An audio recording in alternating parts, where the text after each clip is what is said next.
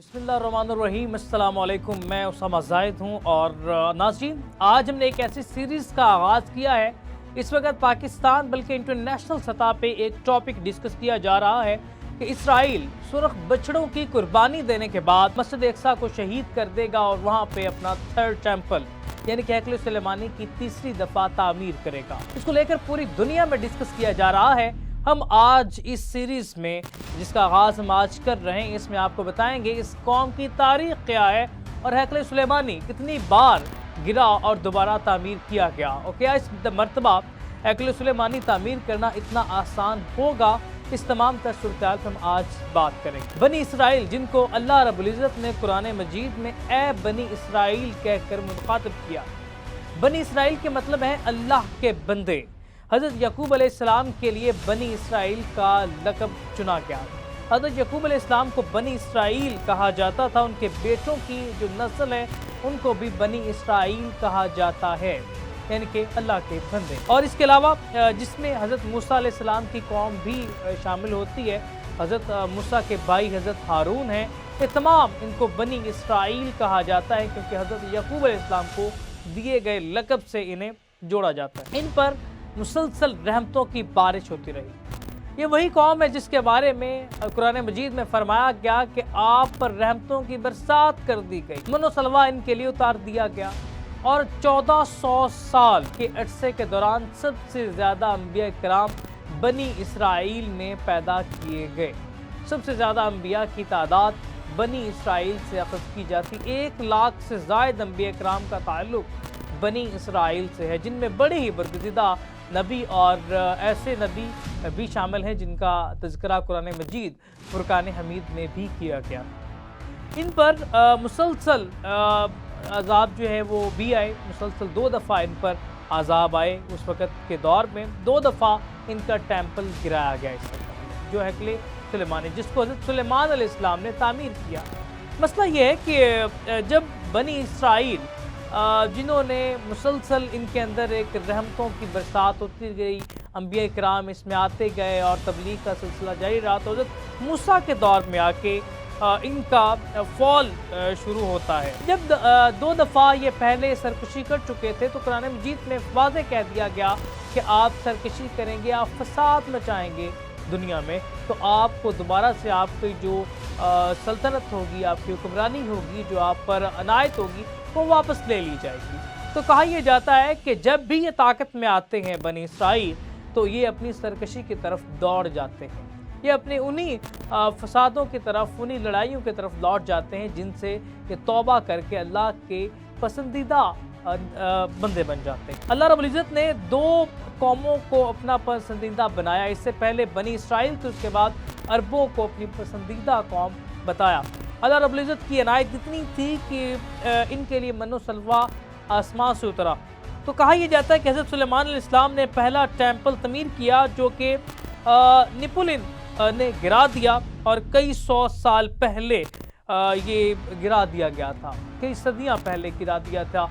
इसके अलावा रोमन ने दोबारा कत्लेआम किया, और हुज़ूर सल्लल्लाहु अलैहि वसल्लम के दौर से 500 साल पहले एक ये वाक़या जब रोमन ने दोबारा इनका कत्लेआम किया यहूदियों का, और एक दफ़ा फिर इन पर इनका हैकल सुलेमानी जो है था वो गिरा दिया गया।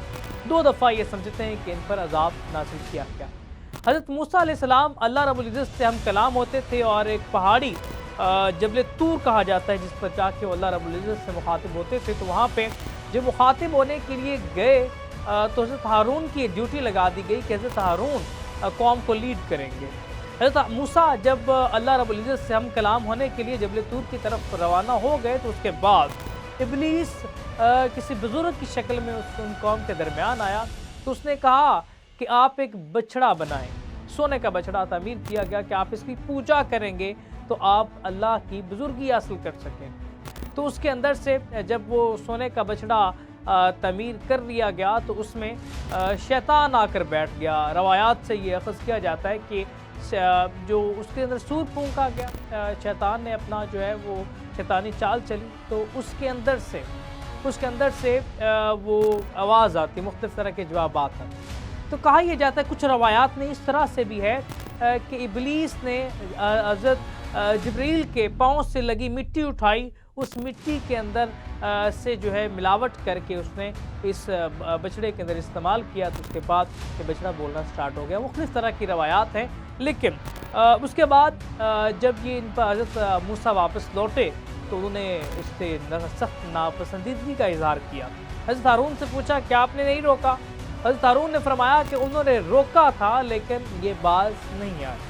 تو اس وجہ سے حضرت موسیٰ نے ناراضگی کا اظہار کیا۔ اس کے بعد حضرت موسیٰ اور حضرت ہارون دونوں کی وفات ہو گئی، تو اس کے بعد باقاعدہ طور پہ ان کے اندر کچھ لوگ تھے، انہوں نے بچڑے کی پوجا شروع کر دی اور مختلف طرح سے گمراہ ہوتے چلے گئے، اور جن پر اللہ رب العزت کا انعام تھا انہی کی طرف عذاب لوٹنا شروع ہو گئے۔ تو مختلف طرح کے ان پر عذاب آتے رہے ہیں، ان پر سختیاں آتی رہی ہیں۔ کبھی بڑے بڑے بادشاہ ان پر چڑھ دوڑتے اور ان کا قتل عام کر کے صفایا کر دیتے، لیکن ان کے اندر کچھ نیک لوگ موجود تھے جو کہ سمجھتے تھے کہ ان سے غلطیاں ہوئی ہیں، تو انہوں نے ایک تھیوری پیش کی۔ اس تھیوری کو آگے لے کر ہم ڈسکس کریں گے، اگلے آپ سیریز میں اس کی تفصیلات دیکھ سکیں گے، لیکن ہم صرف بات کریں گے کہ بنی اسرائیل جس کا حضرت یعقوب کے ساتھ ہم آلریڈی آپ کو بتا چکے ہیں کہ اللہ کا بندہ کا لقب تھا، تو اس کے بعد حضرت موسیٰ کی قوم کو کہا جاتا ہے، لیکن سب سے زیادہ ڈسکس کیا جاتا ہے حضرت موسیٰ کی قوم کو لے کر کہ اس کے بعد سرکشی کی باقاعدہ انہوں نے آغاز کیا، اس کے بعد مسلسل سرکشی کی طرف رہے اور حق سے بھٹک گئے۔ اور بنی اسرائیل کے اندر جس طرح سے میں آلریڈی بتا چکا ہوں کہ 1 لاکھ سے زیادہ انبیاء کرام بنی اسرائیل میں پیدا ہوئے، اور سب سے زیادہ انبیاء کا جو قتل ہے انہیں شہید کیا گیا، وہ بھی اسی سرزمین پر اسی قوم کے اندر کیا گیا، قتل عام کیا گیا، کئی ہزاروں انبیاء کرام کو انہوں نے قتل کر دیا۔ تو انبیاء کی سرزمین بھی فلسطین کو کہا جاتا ہے۔ یروشلم جہاں پہ مسلمانوں کا قبلہ اول مسجد اقصیٰ کی صورت میں موجود ہے، تو کہا یہ جاتا ہے کہ سب سے زیادہ انبیاء یہاں پر آئے، اور یہی وہ مقام ہے جہاں پر حضرت محمد صلی اللہ علیہ وسلم نے تمام انبیاء کرام کی امامت فرمائی، اور 1,24,000 پیغمبران اسلام نے حضرت محمد صلی اللہ علیہ وسلم کے پیچھے نماز مسجد اقصیٰ میں ادا کی۔ تو اس جگہ کی بہت فضیلت ہے، اسی قوم کی وجہ سے انہیں سونپا گیا کہ آپ اس چیز کی حفاظت کریں گے، آپ قبلہ اول کی حفاظت کریں گے۔ آگے چل کے ہم بات کریں گے کہ ان پر زوال کیسے آیا، ہمارے ساتھ رہیے۔